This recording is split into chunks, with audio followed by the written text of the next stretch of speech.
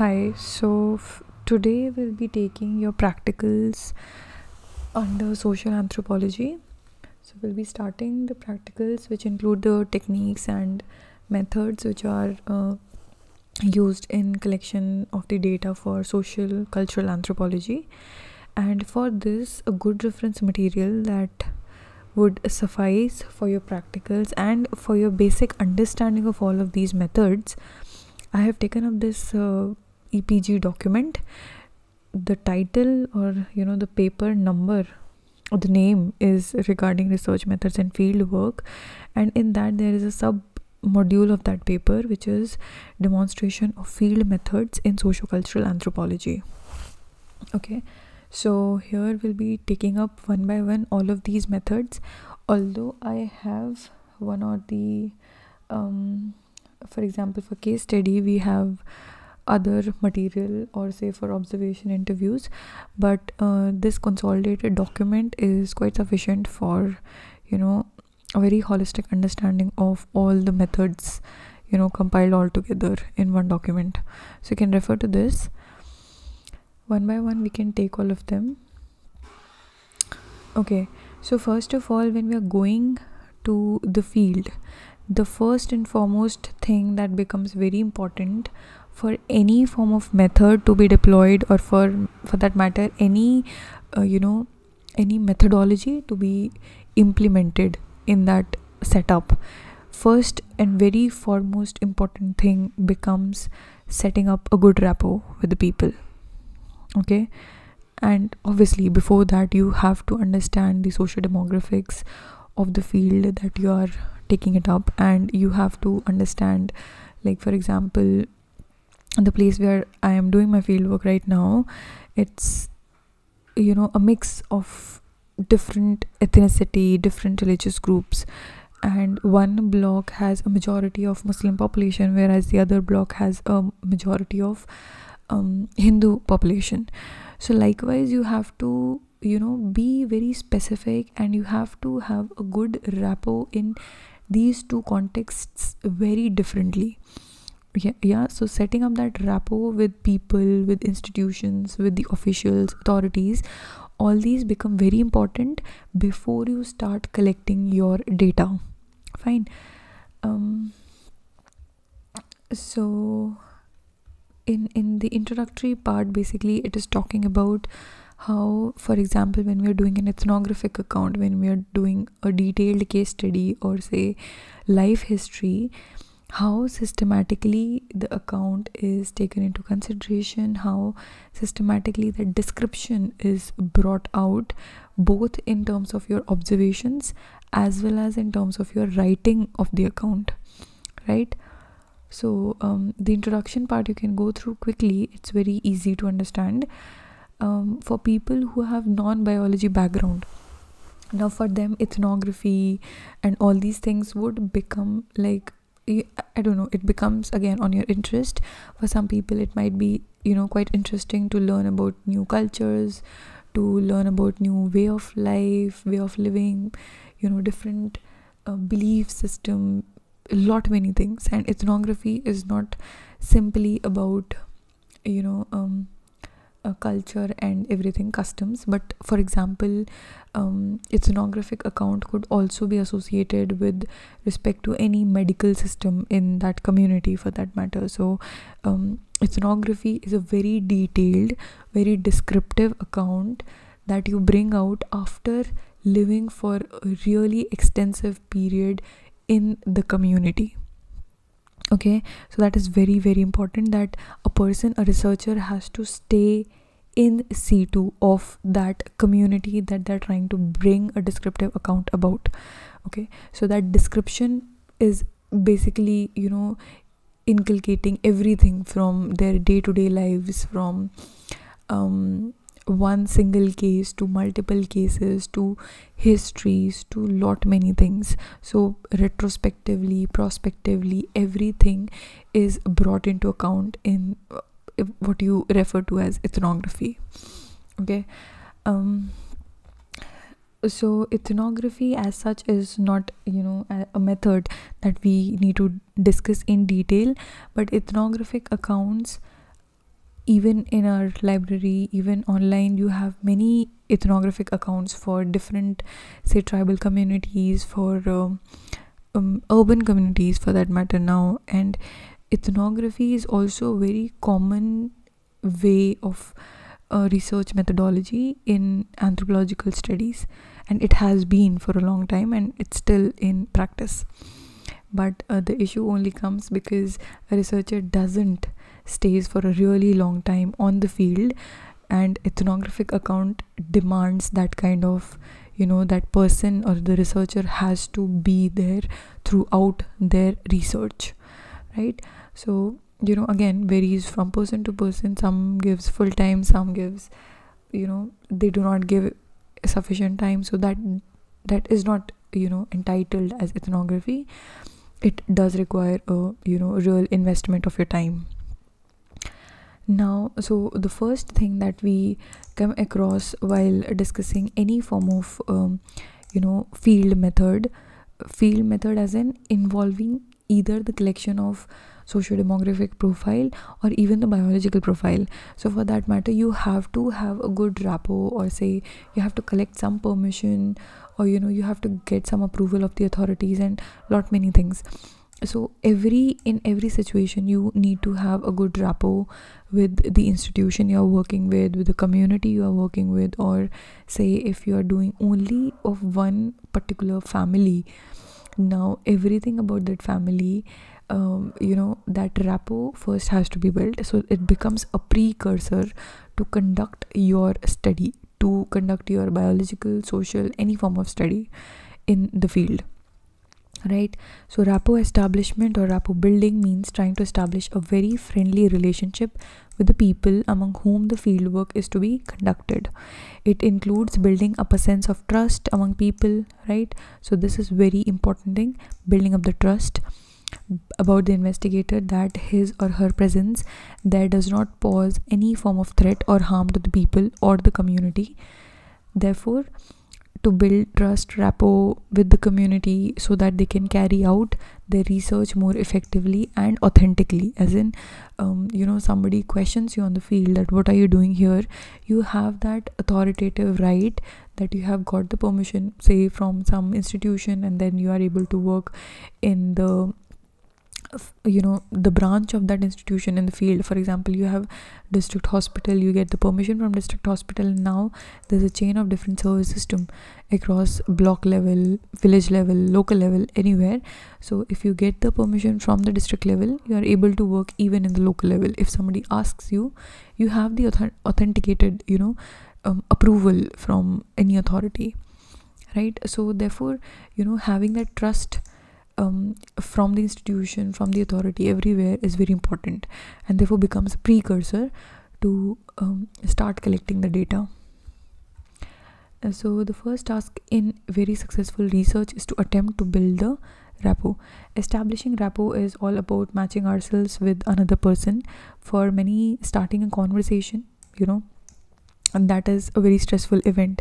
For example, a researcher who is not comfortable, or who say they are introverts and they do not feel like starting a conversation, and for that matter, people who are not introduced or who are not acquainted about the social ways of conducting research, for people who are from either engineering background or any professional background for that matter, or technical field. Okay, so now for them, meeting new people like as a social event, social gathering is different. But here you are somebody who knows your work, and you have to tell the people that this thing, what he or she is going to do, is not harming or not going to harm them in any way. And that trust by which a researcher asks the question, and the trust by which the respondent tells openly, that trust has to be maintained. So assurance has to be given beforehand. Assurance, somebody is able to convey through their words. Somebody definitely needs a paperwork for that matter. some people say कि नहीं आप, you have to submit this in written, only then we can give you the permission or give you the data or anything you want. So for again, it varies with context to context how difficult the situation could get. Some people are not able to speak in front of a stranger, some do not have words, some feel it awkward with others' body language, and some if you're not able to grasp the political consigns of the other person, of the respondent, then again it becomes very challenging for a researcher who has a very contrasting political ideology or anything like that. So you have to adjust a bit on the field. Yeah, also language becomes one of the barrier for a researcher. So again, when we say that this area was more comfortable to me, was in terms of linguistic barriers that a person was facing or not facing. So purposefully selecting a field area of your study is again defined by whether there are linguistic issues with that community or not, or either you can say that you have a key respondent who serves as a mediator between the people with a different dialect or different language altogether, and he or she moderates between the two, the community and the researcher. So that way also it could be facilitated. Yeah, so these becomes, you can go across this content, and then it's quite easy to understand about the ethnographic work, though it's extensive to be done, extensive to be written, but it's easy to understand what the the idea of ethnography is. Now coming on to the techniques one by one. So first of all, we have observation.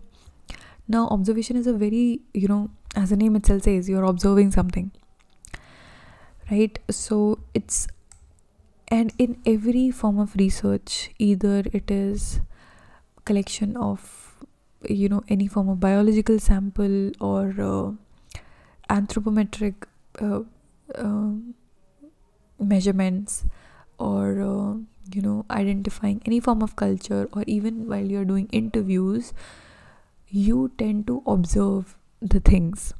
If not the things, you tend to observe the body language. Anyways, you observe the person. So therefore it becomes the first step and the technique used for data collection in the field. It is one of the most extensively used techniques in the anthropological fieldwork. Not all the observations are scientific, and it should be differentiated from mere looking and seeing. Now it has a very, there should be some idea behind what you're observing, like that is structured observation, non-structured observation. If you're randomly seeing something and then you keep seeing, observing, and then based on that observation you tend to define something, okay, then in that case it becomes a form of more unplanned way of observing something, but it's not seeing, it's observing. The second thing is you have some objective behind observing somebody. For example, you want to observe the dressing style of women, say for that matter, between two different age groups. Okay, you have to see the contrast. Or what you can do, for example, in tribal community, you can say in the literature this and this is the form of the way of dressing for men of any given tribal community that has been as per the literature. After a course of, let's say, 30 years or 40 years, now you're trying to make an analysis, is there any shift? So this is your objective, to see is there any difference from what has been already documented and what is being practiced. So based on that you are making an observation, that you have an objective behind observing something. So now you are observing the difference or the shifts in the dressing style. So with the motive you are observing, and you're observing purposefully. right? So it's not merely seeing or noting down something. It's properly observations of a person standing in front of you or a community in front of you, right? So it's a systematic way of seeing something, is intentional and it is planned, as Srivastava says. So here the observer is aware and he or she is systematically viewing the unit under study. So this unit could be either a family, a person alone, or the entire community. For example, if we are seeing any ritual, the entire community is involved to perform that ritual, or say entire family is involved to do the marriage rituals for that matter. So systematically viewing it is what you define as observation, right? In some situations we do have an observation guide if it's a structured one, that we have a checklist of what all we need to observe, right? So accordingly we'll record, we'll collect what is the required data, and it is one of the most effective techniques through which a social researcher can collect a treasure house of data non-verbally, without interviewing, without asking, without having a detailed a key informant interview or say any case study or life history. We are doing a non-verbal recording of the data. Fine. Also, if in a natural setting, the observation starts as soon as the researcher is in the field, starting from the landscape of the area, the infrastructure, the setting of the houses, routine activities of the people. However, in a laboratory setting, these observations are done under the four wall of the laboratory or through the keen eyes of the doctors while observing the patients. So, in two different settings we are talking about now. First is a natural setting and second is a laboratory setting. So both the ways the approach differs, right? And also the unit of the observation differs. So sociocultural anthropologist conducts fieldwork in a natural setting most of the time. Natural setting here means as it is, something is happening in front of you, you are not modifying it. Now a good example here would be in some instances, if you have noticed, earlier when there were marriage photography, now that photography was unplanned or say candid in nature, but nowadays what you see, all these photographies are quite planned. The poses, the way you have to capture a scene is planned, is very much unnatural or or non-candid manner of collecting a memory, collecting a photograph. So therefore that natural setting, so to say, is hampered or disturbed. Therefore what an anthropologist does is they observe the things only in the natural setting, because we have to record as it is without disturbing the phenomenon, without disturbing the setup of where exactly it is happening. Fine.